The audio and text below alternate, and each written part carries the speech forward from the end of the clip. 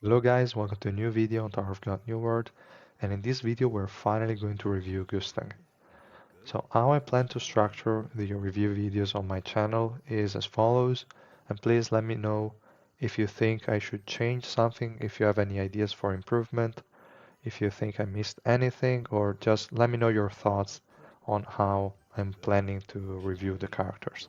So first, we will look at how good the character is at no dupes, 3 red and 4 rainbow, and we will also compare him to other units in similar roles to understand whether he's worth or not investing in. And then we're going to look at how he performs in adventure, PvP, and boss fights. We're not really going to look at it, but just talk about it mainly. And then we're going to have a look at his kit.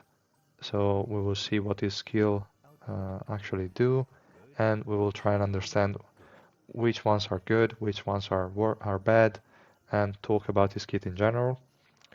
Then we're going to look at the ignition weapon, so which set is best for him and which stat you want to look for.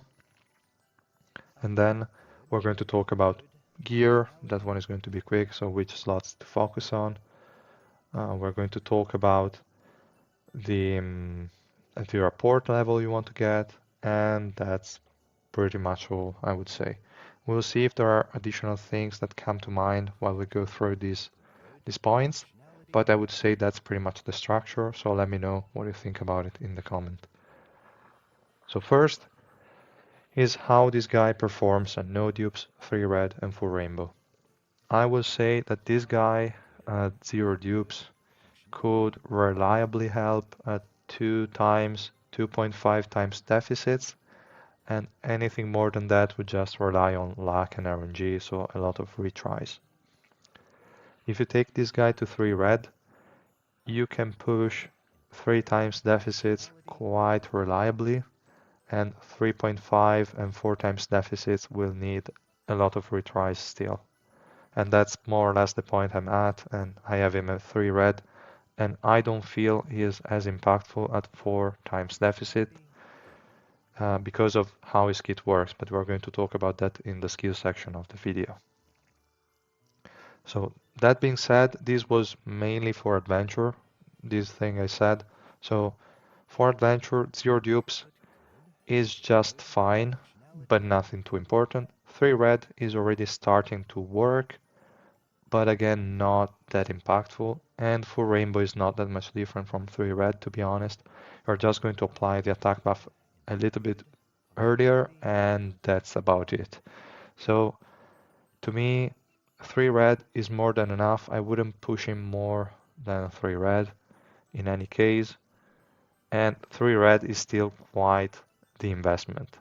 I would say 3 red is too much probably because you will want to prioritize other units first. Like you should not take Gustang at 3 red as your first unit in any case. You should take first someone like Zahard.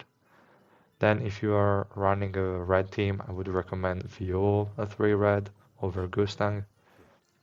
And just in general, there are better units to take to 3 red than Gustang.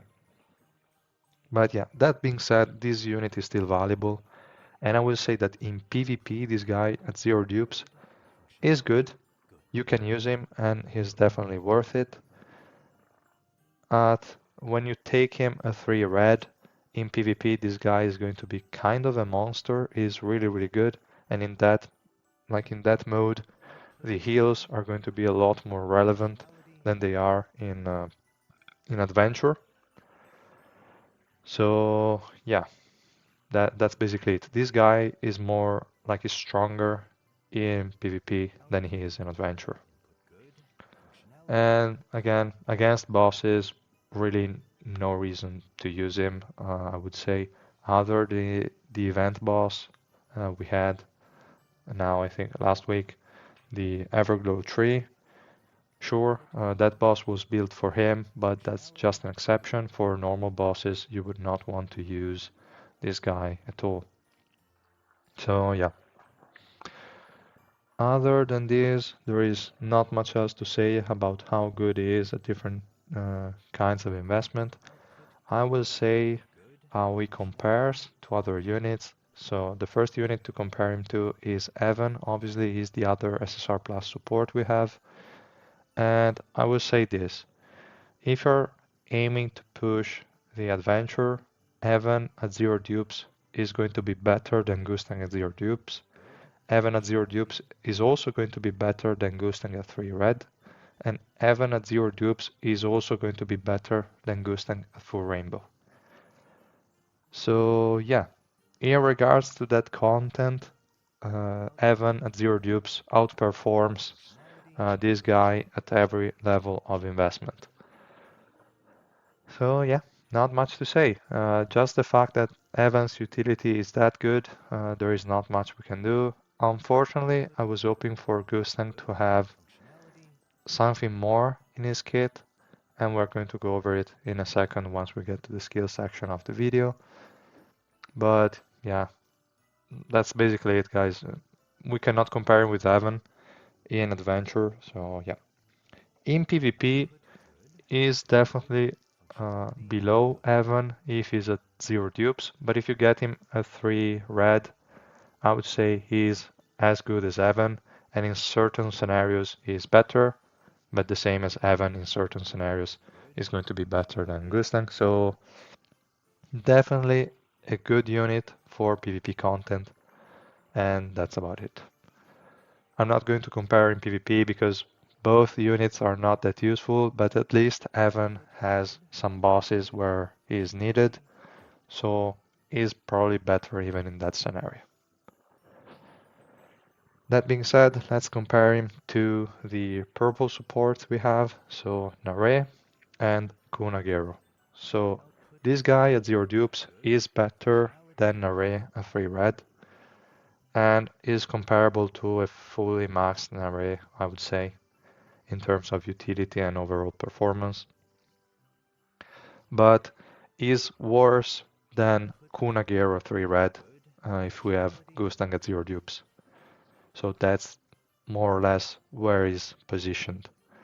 Then if we look at the Gustang at 3 red, is going to be pretty much as useful as Kunagero at 3 red. Actually, I would say a little bit more, but not enough to be considered like a really, really good unit. Is just fine. I'm still talking about adventure here. So yeah, is more or less like 3 red Gustang is better than a 3 red Kunagero, but I would say is worse than a full rainbow Kunagero in terms of overall utility because the AoE crowd control that Kunagero has is really, really important. And also the attack buff that Kunagero can provide is more reliable. Like it's always up and you don't have to rely on like the heals like in the case of Gustang. So I would say overall Kunagero still has a higher spot, but I would say they are close enough in my opinion. So a full rainbow Kunagero and a 3 red Gustang are pretty much comparable. I would still say Kunagero is better in adventure, which is kind of crazy if we think about it, but unfortunately that more or less seems to be the case. In PvP, it's the opposite. I mean, Kunagero is pretty much worthless. Well, not worthless, but I mean, is weaker compared to a Gustang a 3 red. So Gustang a 3 red in PvP is a monster. Kunagero is just lacking a little bit. But yeah, okay, that was all in terms of comparison. Now we're going to look at the skills and try and understand why I gave those kind of rankings or judgments. So the first skill we're going to look at is obviously this special move. And this skill is just a plain heal that's going to heal all allies by 400% at level 1 and removing all debuffs, this part is actually nice. And then his allies are going to be healed every second for 10 seconds by a 100% attack at level 1, which is again really, really low. These heals are not going to be impactful at all if you have this skill at level 1. They are going to be helpful for Karaka, but other than that, really not much. So this is just used mainly to proc the attack buff from the passive, and that's about it. And even at level 5, I must say the heal is definitely good for Karaka, but other than him, you don't really feel it that much because like heals in general are not that strong in adventure because the opponent is going to one-shot your units anyway. And if you don't have damage reductions or invincibilities, you're going to die. So this heal is just wrong in my opinion.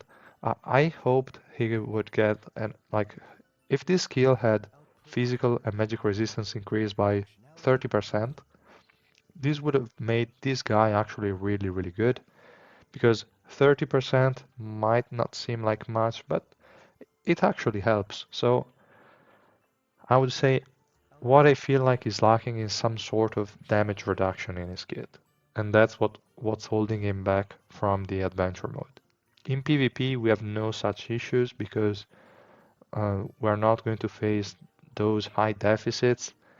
So your units are going to survive a little bit more and the heals will come in handy a lot. So definitely a good unit there. But again, not in adventure for these reasons. If we look at the next skill, this one is yet another that has a huge difference between level 1 and level 5. And in this case, it's really, really a big difference. Like at level 1, this skill just summon a bot that takes 40% of your stats and then deals 100% of their attacks, so the one that they could copy from you. And this just means in total 120% of your stats, and they're going to deal 100% of their attack with each attack. So kind of lacking in my opinion. Like you will feel that they deal no damage, they take so much damage and explode, so not really impactful. At level 5, on the other hand, this is a really good skill. You have 3 bots with 80% of your own stats, and they're going to deal 200% of their attack. So this skill gets really, really good at level 5, and you will see that the bots are a lot more helpful.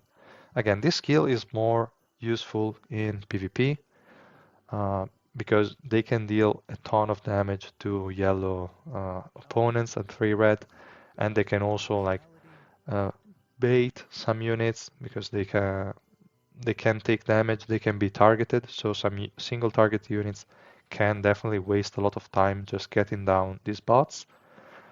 So definitely useful there.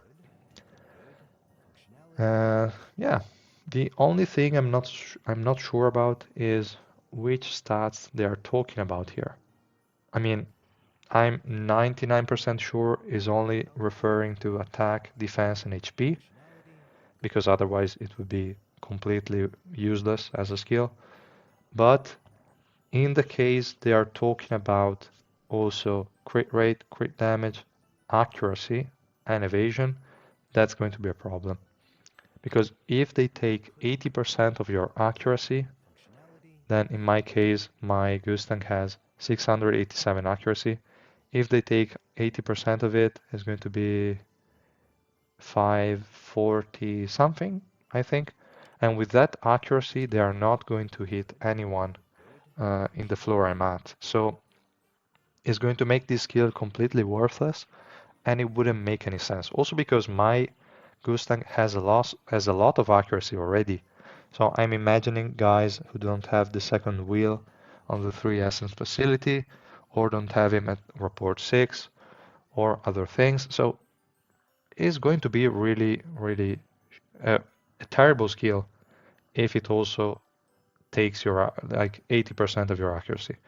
If they're using GUSTANG stats for those ones, then perfect, and it will be fine. Otherwise, level 5 will be a lot worse than I thought, and level 1 will just be useless, which is why I don't think they are going to take those stats as well. It's only going to be limited to attack, defense, and HP, because otherwise 40% of your accuracy, no matter how much accuracy you have, they're never going to hit no one in no like in no content, not in PvP, not in adventure, never. So it makes no sense. Okay, that was just a side note. Let's move on to the next skill, and that is the Old Tome's Blessing. This skill is a bit weird, is really good on paper, and is really good in 5v5 fights.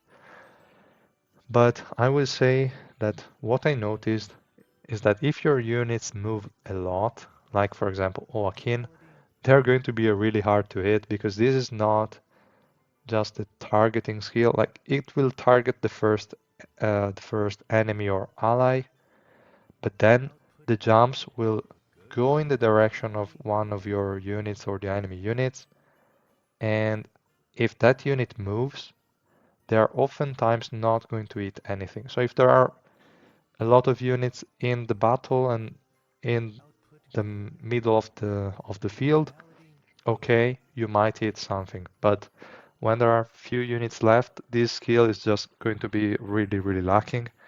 And I would have preferred if it was just more target oriented and that it was going to follow it or something, but it just seems that after the hit, the two ones that are going to split are going to take the position of the unit they are targeting and aim at that position. So if the unit moves, they are missing, basically. That's what I noticed. So it's a strange, and that makes the plus 20 effect from the exclusive equipment that we're going to look at next a little bit more useless, in my opinion, but that's fine. Anyway, this skill is going to scale not so well with levels. It's just going to increase the heals it does or the damage it does to enemies. The swiftness buff or debuff are going to stay at 20 from level 1 to level 5, so not much change here.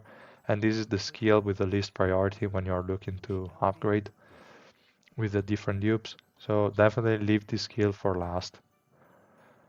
That was all I wanted to mention for this skill. Next we have the passive. This is one of the best skill he has. And the first part is going to be applied on every single source, including the lifesteal of your teammates. And we're going to see it in a second. I'm going to pull up the arena simulation and run some tests to show you guys. The issue is that the second part here that says allies who have their HP recovered have their attack increased by 40% for 5 seconds does not work on self-healing, unfortunately. So that's only going to proc on heals that Gustang himself has cast, so the Old Tome's Blessing or the special skill. And that's a bit unfortunate, but that's fine. Then we have the last part of the passive, which is going to be the first time that he has 3 patrol boats on the field, is going to deal some kind of barrage and hit enemies. The hit enemies will be stunned for 2 seconds and take 1200% of his attack as damage. Overall, quite nice.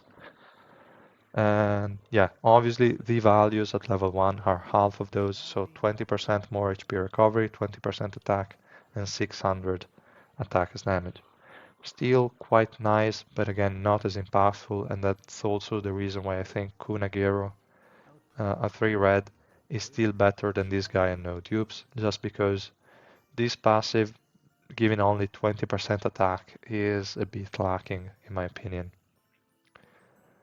But yeah, that was his kit overall. Now let's have a quick look at his exclusive equipment. And his exclusive equipment is boosting mainly his patrol bots, so he's not that useful if you don't have him at 3 red, I would say, because bots, as we saw with just 40% of his stats, are really going to be pretty much useless. They are going to deal very little damage and explode almost immediately. So it's not as useful. So plus 0 and plus 10 are like that, okay. Plus 20, as I said before, the way that Old Tome's Blessing is working is kind of strange to me. And that's unfortunate because Joaquin is a unit that moves a lot, and the way the targeting is working here is not the best in my opinion. It could be improved. So again, plus 20 is fine, but you're not going to like see its effectiveness that much. And the plus 30 is nice to require one less cast of the patrol boat skill to proc the passive. So instead of having to cast it 3 times, after 2 casts, you're going to have the passive proc that's going to stun enemies and deal damage. Again, fine if you have a lot of copies of GUSTANG, otherwise quite lacking as well. But yeah. So his exclusive equipment overall is more geared towards adding damage to his kit. That he can definitely do at 3 red, he can do damage, not at the level of a sub DPS, but still his damage is quite reliable. And that's why I upgraded all of his pieces here. Before I only upgraded the slot 4 because I didn't have as many copies, and that's the slot I would recommend you guys to focus on first. Then you can move on if you really get a lot of copies with the slot 1 for the additional accuracy, the slot 3 for the additional accuracy, and then slot 2 for crit rate and crit damage. That's pretty much the order I would go for. Yeah. Next, let's talk about the ignition weapon. So in this case, I would recommend the Runda set, like for both a Gustang at 0 dupes and a Gustang at 3 red. I would say that the best pieces to upgrade are pretty much always attack, defense, and HP, just to improve his overall resistances, even though it won't matter much in adventure, but still relevant enough. And then for the shoes and the hand piece, you will want the magic resistance piece here. For sure, if you have him at 0 dupes, you could think about the crit damage one if you are 3 red, but I would stick with the magic resistance one so that we can get to like 80% magic resistance, which would be really a lot. And then for the handpiece, you could go for Magic Pierce if you have him at 3 red, but I don't know. I would still probably recommend physical resistance on him, to be honest. So I would say if you have him at 0 dupes, definitely go for physical resistance. If you have him at 3 red, you could think about it, but I would still go with physical resistance so that he can stay alive a lot more, and it will also make his bots survive so that they can distract enemies a little bit more. But that's just what I would do, because I feel like even with Magic Pierce, his damage is not high enough to justify it. That's what I feel. Okay, that being said, that was all for the ignition weapon. I will talk about the report as well. So level 4, pretty much mandatory, I would say. Level 5, again, on these kind of units, the supports, if we look at my stats, here my evasion is 489 and I already have this plus 100 and this piece here maxed. So you can see I have a lot of sources of evasion and still I'm not even at 500. And with this evasion, nothing will change. So it's not really relevant at all. This node, you don't need to take it. So if you have Gustang at 0 dupes, you can stop a swiftness plus 10 and you're perfectly fine. If you have Gustang at 3 red, you might want to go for the accuracy so that your bots can hit more reliably. That's pretty much all I wanted to say. And okay, that was it for also how to gear him and the report. So I would say that was all the information you needed. Now I will show you the passive in the arena simulation. So let's see how you can increase the heals that Oakin does with his lifesteal from the exclusive equipment. So we will first look at the value without Gustang's buff, and then we're going to look at how much it increases, which will be 20%, but it's just to see that it increases also on lifesteal. So 70 is the amount he heals. Okay, 395 with the other and 197 with the Berserk attacks. Okay, cool. Now let's put Gustang in. Is Gustang at 0 dupes, so it will be a 20% increase, and let's see the number go up. So if we do 70 times 1.2 is 84. So we should see 84 damage, 84 heals, sorry, yes, 84. And then, okay, that attack missed, but then 237 instead of 197, something like that.